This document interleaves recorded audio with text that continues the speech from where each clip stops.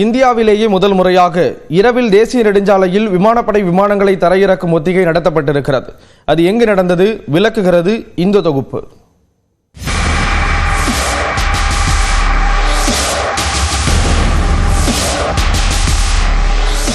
இந்திய விமானப்படை விமானங்களான Rafale, Mirage, Sukhoi என அடுத்தடுத்து அட்டகாசமாய் தரையிறங்குவது ஒன்றும் பிரத்யேக ஓடுபாதை இல்லை. இந்திய சாலைகள் உலக தரத்தில் இருக்கின்றன என்பதற்கு எடுத்துக்காட்டாக விளங்கும் உத்தரப்பிரதேச கங்கா விரைவு தேசிய நெடுஞ்சாலையில்தான். இந்திய சாலைகள் இனி வெறும் சாலைகளாக மட்டுமின்றி போர் மற்றும் அவசர காலங்களின் போது இந்திய விமானப்படை விமானங்கள் தரையிறங்கும் அளவுக்கு பல பயன்பாட்டிற்கு ஏற்றபடி உருவாக்கப்பட்டுள்ளன. லக்னோ, ஆக்ரா, பூர்வாஞ்சல் விரைவு நெடுஞ்சாலையில் விமானப்படை விமானங்களை தரையிறக்கி இந்திய விமானப்படை ஒத்திகையில் ஈடுபட்டது. இந்த இரண்டு ஒத்திகைகளும் முற்றிலும் பகல் நேரத்திலேயே நடந்தன. இந்த சூழலில் உத்தரப்பிரதேசத்தின் மீரட் நகரில் இருந்து பிரயாக்ராஜ் வரையிலான 594 கிலோமீட்டர் தூரத்தில் கங்கா விரைவு சாலையின் கட்டுமான பணிகள் துரிதமாக நடத்தப்பட்டு வருகின்றன. 12 மாவட்டங்களில் 518 கிராமங்களை இணைக்கும் வகையில் 6 வழி சாலையாக தயாராகும் இந்த அதிவிரைவு சாலை தேவைப்பட்டால் 8 வழி சாலையாகவும் மாற்றவும் திட்டமிடப்பட்டுள்ளது. இந்த சாலையில் அதிகபட்சமாக வாகனங்கள் 120 கிலோமீட்டர் வேகத்தில் செல்ல அனுமதிக்கப்பட்டுள்ளது.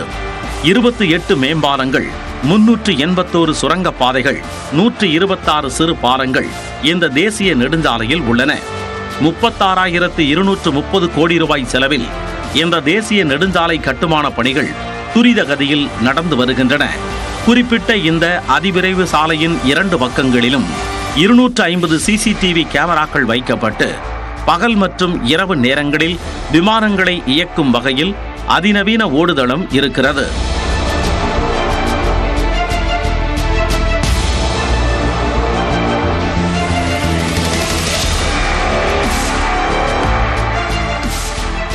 இந்த சூழலில் ஷாஜகான்பூரில் 3.5 கிலோமீட்டர் தூரத்திற்கு இந்திய விமானப்படை விமானங்கள் தரையிறங்கி மீண்டும் பறக்கும் வகையில் ஒத்திகை வெள்ளிக்கிழமை பகலில் நடத்தப்பட்டது.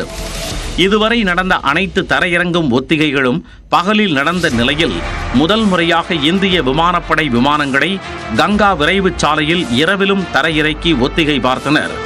சுகோய் 30, மிராஜ் 2000 விமானங்கள் மற்றும் Mi-17 V5 ஹெலிகாப்டர்கள் இந்த ஒத்திகையில் பங்கேற்றன.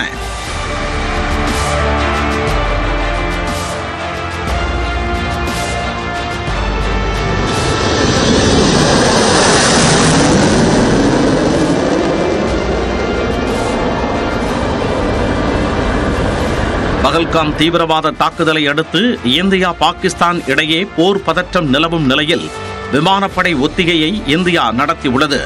உள்கட்டமைப்புகளில் வளர்ந்த நாடுகளுக்கு இணையாக வளர்ந்து வரும் இந்தியாவுக்கு கங்கா விரைவு சாலை ஒரு முக்கிய உதாரணம் என்றால் அது மிகையல்ல.